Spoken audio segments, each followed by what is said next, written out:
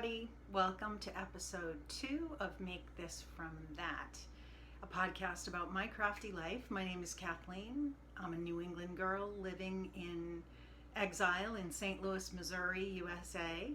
It is Friday, June 24th, and I am great to be here.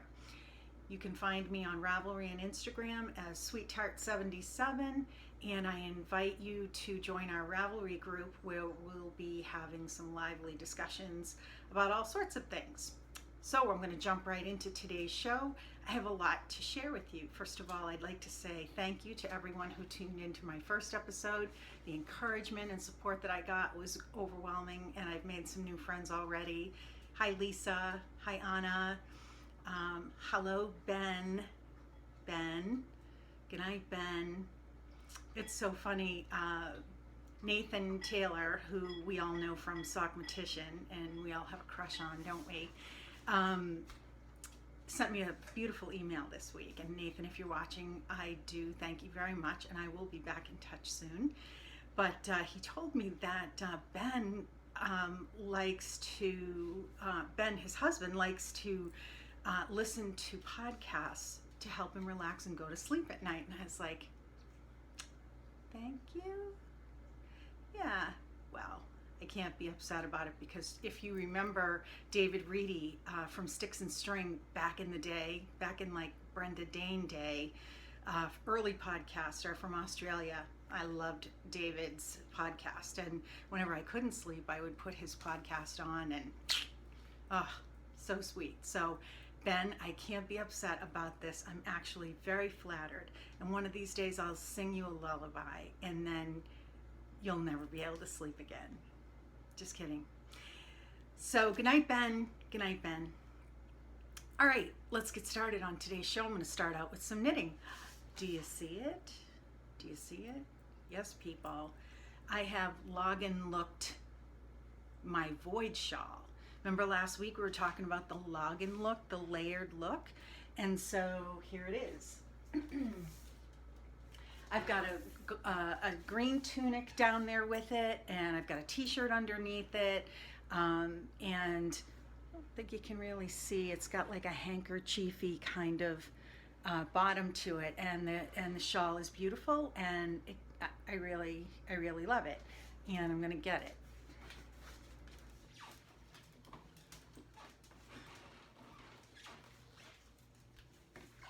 Okay, sorry about that. So here it is. And it is a beautiful rose color. It's Quince & Co. Lark in the shell colorway. And it was great to work on. The stitch, I'm sure you were hearing about it on everybody's podcast because so many people are doing it. It's a little bit warm for the summer, but honestly, in an air-conditioned building or a cool night, it's really kind of perfect. And it'll be for season for sure. One thing about it is there is an option to put in an extra yarn over at the beginning of the right side rows if you want a stretchier neckline. And I didn't do it because I was a little bit intimidated. I'm really just an advanced beginner knitter. And I was a little bit intimidated thinking that I might forget to drop it when I was supposed to, and then my stitch count would be off, and I didn't want to have to tink back some of these big long rows, so I said, I'm not going to do it.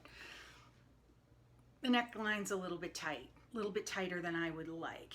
It's not a huge deal, but who doesn't want a stretchier neckline? I really wish that Melanie Berg had just made it part of the pattern and just, had it be part of the pattern, period.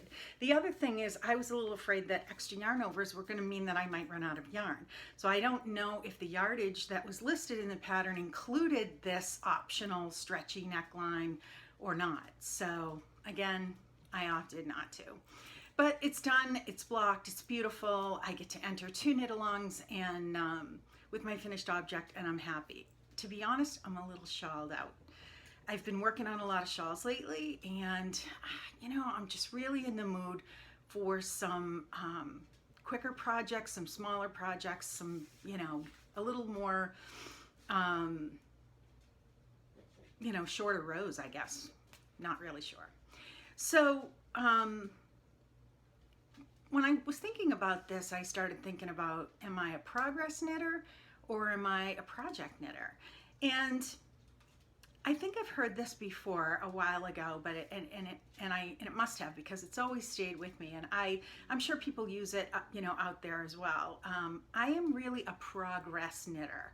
I like to see that I'm making progress on things. I don't like race through my objects to get to the next one, because for me that takes away the wonderful zen that is knitting for me, which is very meditative and relaxing. And if I'm like, I got to get this thing off the needles, then what's the point? So what I try to do is, first of all, I put my progress keepers in on Monday morning. My first knit of every Monday, I put in my progress keeper, and I whatever project or projects I'm working on for that week, and then I can see by the end of the week, not by the end of the day, but by the end of the week, how far I've gotten, and that gives me a good idea of the progress that I'm making. And given that I have a full-time day job and a pretty busy personal life, I don't always get a ton of knitting done, or as much knitting done as I want to, but I try to knit every day, even if it's on a vanilla sock or something, because a day without knitting is not a good day. So anyway, so I'm, the shawl was kind of a big, long project, and it did have a deadline. And when you're doing these knit-alongs, you do feel a little bit of that pressure, which is why I don't participate in a ton of knit-alongs, but I knew I wanted to knit this shawl and I wanted to have it for the summer, so it made sense to do it at that time. So I didn't make a lot of progress on other projects. I was fairly monogamous to it. I did finish a pair of Patton's Croix self-stripey socks for my friend Ed, who I'm sure isn't watching this show, but Ed is a beautiful man who lives on the East Coast, and I got him through my marriage. He came to me through my marriage to Dave, and I just love him to pieces. And he is one of the few people in my life that are knit worthy.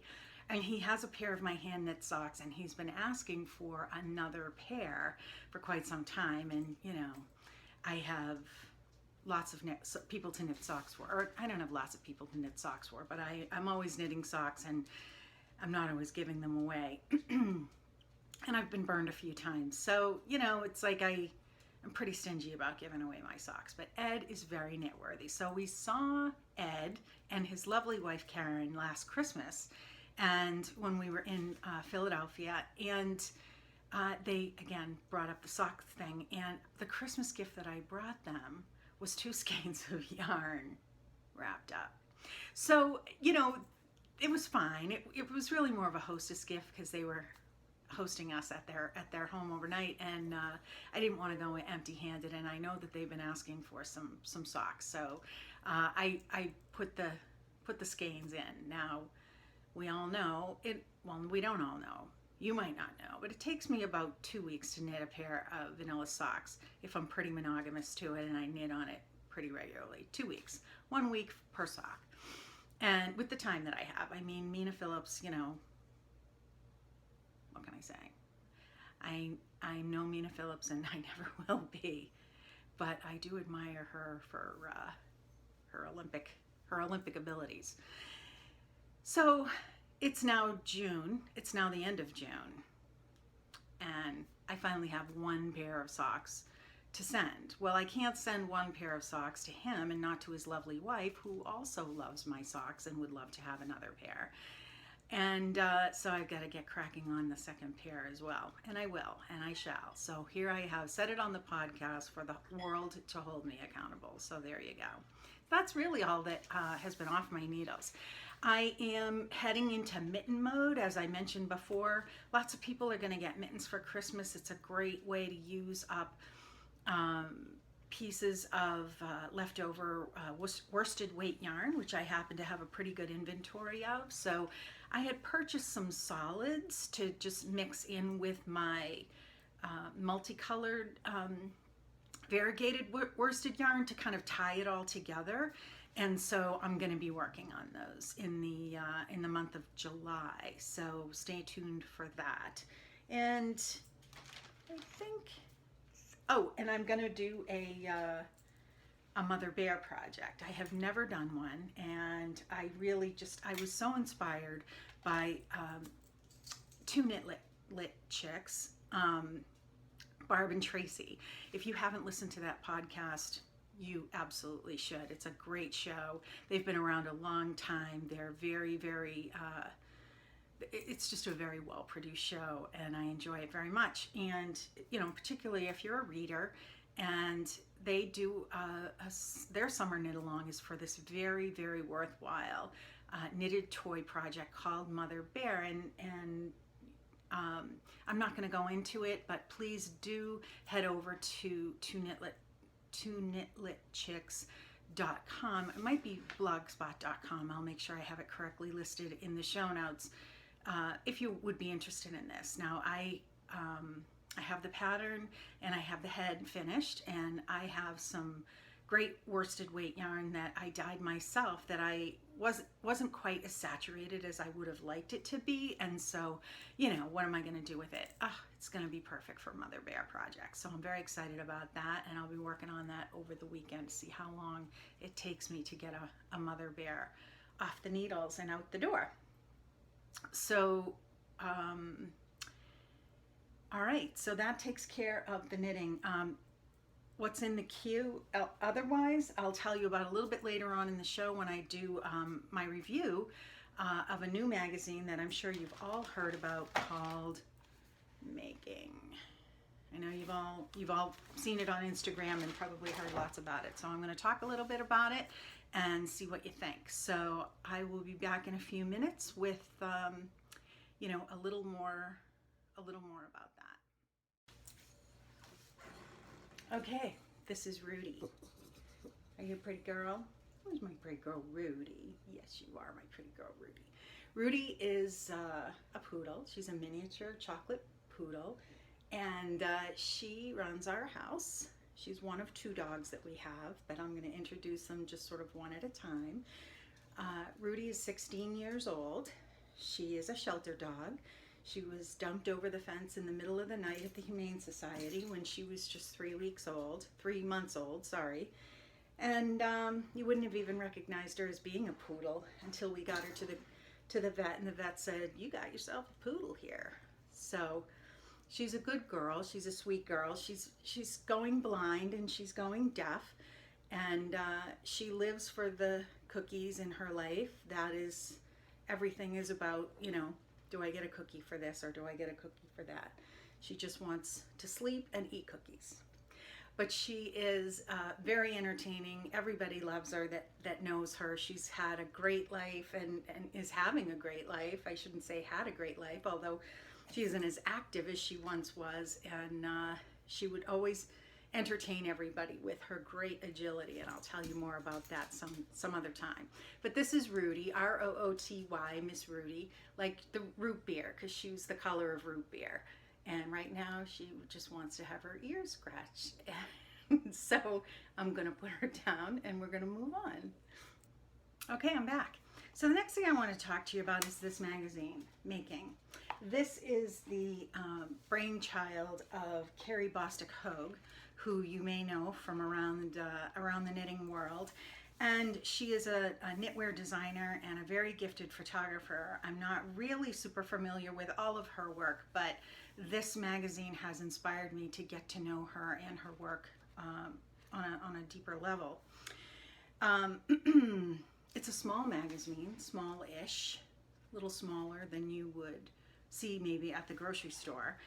And it is an absolute treasure to behold. I don't really know how else to say this in a big way, but first of all, let me tell you a little bit about how it's laid out. So there are different chapters, and the chapters have a category to them, and there are no advertisements, but there are sponsors, and even the sponsor photographs are absolutely just beautiful. I'm going to start by saying this isn't the kind of magazine that you take into the loo with you. This is the kind of magazine that you pour yourself a beautiful glass of iced tea and go sit under a shady tree and make the world go away for an hour as you just lose yourself in this magazine. This isn't one that's going to end up in the recycling bin. This is going to become part of a treasury in your knitting book collection.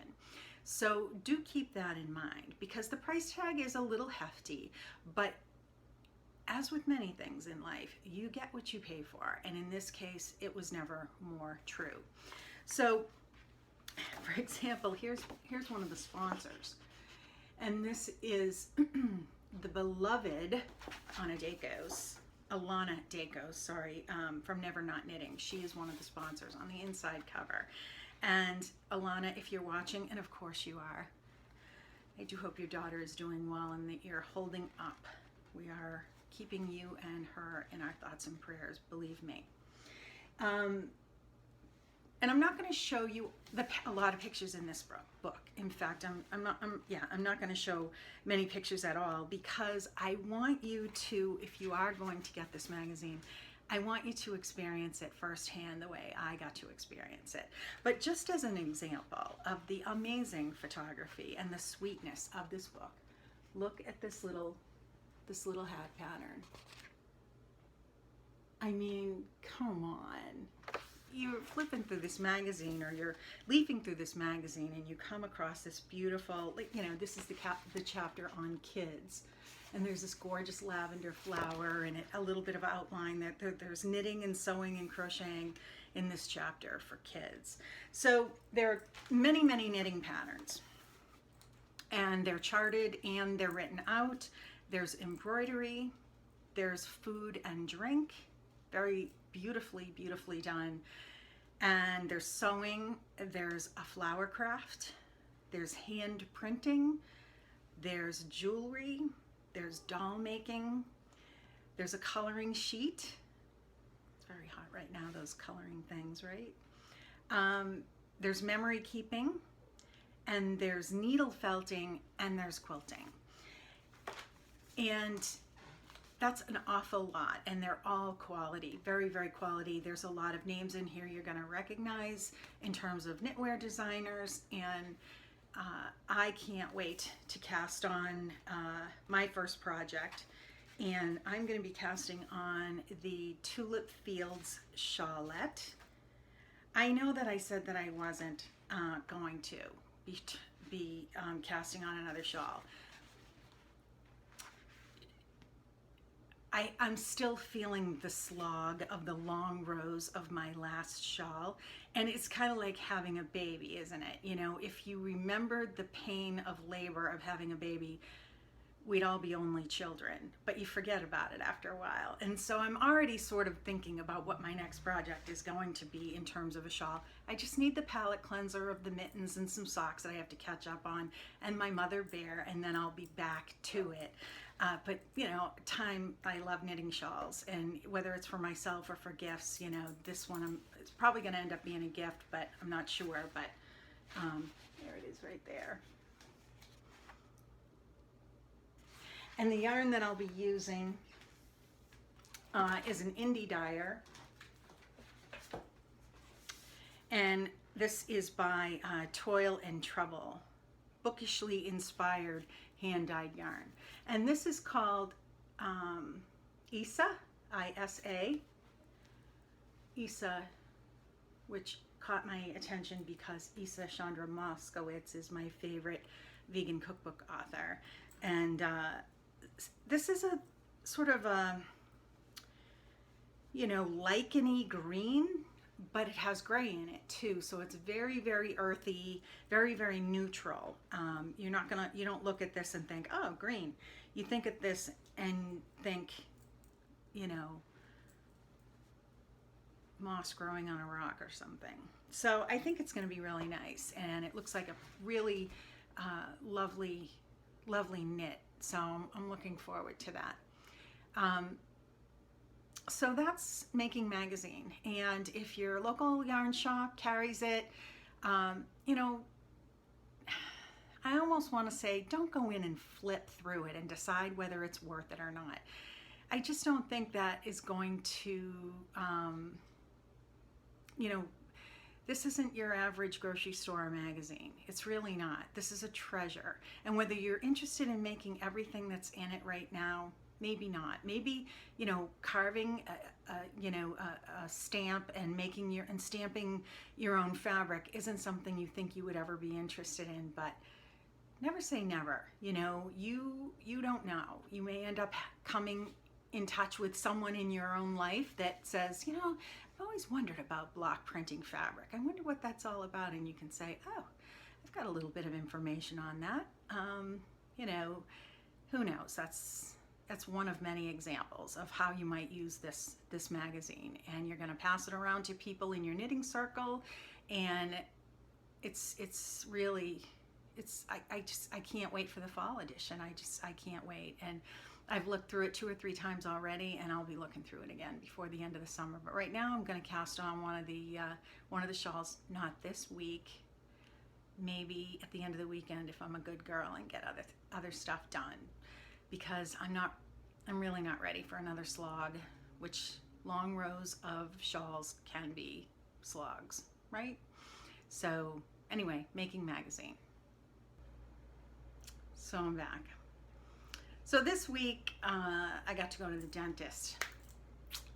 I know, who doesn't love to go to the dentist, right? It's what we all live for. I know it's what we all work for, because going to the dentist may be painful, but it's also a luxury, let's face it. So I decided that it was time for me to add a water pick to my life. And my dentist is a real advocate of water picks, and so, you know, I was taking advice from him, and I came home with a, you know, relatively inexpensive but good quality name water pick. So I left it in the box for a couple days, and you know, once I felt I had the time to sit down and go through the instructions and, you know, play around with it, I was like, okay, today's the day. So I get up in the morning, I do my thing, I get dressed, I fix my hair, I choose my jewelry if I'm wearing any, I fix my makeup. The last thing I do before I leave the house is brush my teeth. So it's time to water pick. So I was wearing my hair down that day. I had just washed and dried it, and I was ready to go. And so I load this thing up with the warm water, and dial it up and start to use the water pick. And this thing is a jet of water, and it hit my mouth, but it was so hard for me to get under control that by the time I did get it under control, I was completely soaked. I had to blow dry my hair. It was going everywhere, all over the place. Every time I would, you know, if you're gonna, I couldn't coordinate pulling it out and shutting it off, or turning it down, or moving it around in my mouth, or if I would move it around in my mouth, it would shoot out at the mirror. I couldn't even see myself in the mirror anymore. My clothes were soaked. I had to completely change. Even my pants were soaked. I had to completely change everything. And I walked out of the bathroom, and Dave looked at me and he said, "What on earth?" I mean, he couldn't even imagine what had exploded in the bathroom that had resulted in me having this complete drench. Like I had just been outside in the sprinkler, literally. So me and the water pick, we got off to a rocky start, but we're doing fine now. I highly recommend a water pick, by the way, because it feels amazing. And so, you know, there you have it. But long story longer, somebody needs to contact, you know, Shark Tank or something, because we need a water pick system that goes in the shower, so that when you're in the shower and already wet, you can water pick, and if you get sprayed with a whole bunch of water, it doesn't matter, and you don't have to wipe down the whole bathroom when you're done. either. So water pick in the shower, mount it on the wall. I don't mind filling the reservoir. It doesn't have to be piped in or anything, but come on, water pick in the shower. Let's make that happen. Okay, so I'm back. Hopefully the day's gonna come when I don't have to do this thing in segments, but right now I need breaks because I need to catch my breath and collect my thoughts. I hope it's not too annoying for you. But the last thing I'm gonna talk about knit-wise is a project that I've had on the needles for 5 years. 5 years. It's the Brandywine shawl. Do you all remember? Sorry. Do y'all remember the Brandywine shawl? This is a shawl, and it's a beautiful shawl that is by Rosemary Hill. Romy Hill, we love Romy. Absolutely gorgeous shawl. Well, I have cast this on twice, and I have gotten to the same point twice. First of all, I have to say I'm using the wrong yarn. I'm using Cascade worsted weight yarn in this purple color. Lovely yarn, and I've got plenty of it. But I think I picked it at the time because I had plenty of it, and I was like, oh, I can do a worsted weight shawl. Well, worsted weight shawls are great, and they're all the rage right now, aren't they? But this particular shawl really needed to be done in a lighter weight yarn for drape reasons mostly. So I followed along and I've done the pattern. 1 minute. Here it is. And you can see I've got lifelines in it, and it's really, really coming along, and it's a fun pattern. In fact, I look at it and I think, gosh, I do like this. It's on Denise needles, people. Plastic Denise needles. I don't know if you're a fan of those or not, but those were my first interchangeable needles, and I've since moved on to like wood or metal, or, you know, plastic is a little bit of an uncomfortable needle for me anymore. But so anyway, so I'm sitting here thinking that I'm going to frog this shawl, and I was actually going to do it on camera so that I could be like, all right, it is time to knit or get off the needles, right? And so, but I'm looking at it and I'm thinking, gosh, it's really beautiful. No, see, that's what happens. And that's what I've been doing for 5 years. So off comes the end of the needle, off comes the yarn, and just let it go. Just let it go. It's just knitting. It's no big deal. And this yarn is going to be something beautiful. And I am going to knit a Brandywine shawl, and I'm going to look for really beautiful, perfect yarn for a Brandywine shawl. So there, I did it. It's frogging. I'll finish that frog with a glass of wine this evening. We'll have a little moment together, and then I will reskein that yarn and look forward to knitting something in worsted weight with it at a later time. It'll end up going in my stash. So there you have it. A real frog. As Rocky and Bullwinkle used to say, now here's something we hope you'll really like. Okay, it's time for my final segment today from the kitchen, and this is something I hope you're going to really like. So I don't know how much cooking that you do, but I do a ton, and all of our meals are prepared at home with the exception of maybe going out to dinner once or twice a week. And I cook a lot with olive oil, and I cook a lot with garlic, and I cook a lot with sauteing things in garlic and olive oil. I use garlic and olive oil in my salad dressings. And so what I have done is I have created this. Okay. And what this is a jar with some crushed, not sliced, not whole, but, you know, smashed with the side of your knife or a bench scraper, and into the bottom of the jar it goes, and you fill it up with grapeseed oil, not olive oil, because olive oil, this has to go in the fridge. You can't let this sit out on the counter or the garlic will go rancid, but sits in the refrigerator. And olive oil will solidify. So I recommend grapeseed oil, but you could use another, kind of neutral oil that, works well for you, whether it's, canola oil or peanut oil or something like that. I happen to like grapeseed oil. It's cheap, it's readily available, and it's perfect for this use as well as, sauteing. So what's great is there's no more chopping garlic or worrying about it burning in the saute pan or the wok or whatever I'm using.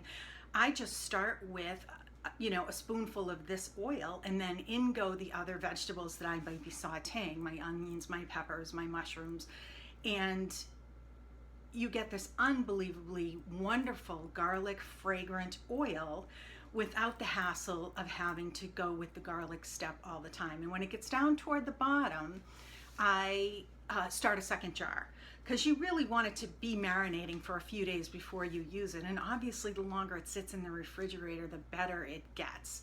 So I really recommend this lovely little jar of garlic oil. You can use it in your salad dressings. Be careful though, because if it gets really strong, it'll overpower your salad dressing. So, do give it a good sniff when you're getting ready to use it. You might want to cut it half with regular olive oil in your salad dressings, and that's fine too. So make your own garlic oil. You're gonna love it. You'll use it all the time, and you'll thank me. So happy cooking. So that's it for today. I do thank you for watching. I hope you enjoyed the show, and I will be back next week with episode 3. I am going to try my very best to get these up once a week, generally recording on Sunday and editing and having it uploaded by Wednesday. So if I can't make it, I will let you know, but if you hit the subscribe button on YouTube, then you'll be notified when the next episode is up. A couple of announcements. Again, the Mother Bear Project, if you're looking to do some charity knitting and would love to make a little bear for this cause, I really encourage you to visit 2 Knit Lit Chicks. Sockmatician Nathan Taylor has a very, very important fundraiser going on, and I urge you to tune into his latest podcast to see what that is all about, and see if we can't rally around him for his endeavor. And poor Nathan, their flat was flooded, and his laptop was flooded, and he's really going through a rough time with that right now. So let's go support Nathan and Ben in their cause. I have an Etsy shop. If you don't know already, makethisfromthat.etsy.com. I'd love for you to stop by and take a look. I've got some really beautiful and fun knitting bags that turn into yarn bowls listed in there, and I've got some of those DPN wallets that we've all come to know and love for. I've got one right here, these. And some other things too, I think, or I will have by the time the show airs. And so anyway, that's it. Thank you so much. Please come by the Ravelry group, send me a message on Ravelry, or leave a comment in the YouTube show notes, and I will have the show notes in the Ravelry group under episode 2, and link to some of the things that I talked about in this episode. So until next time, keep your chin up, keep your sticks up, and happy knitting.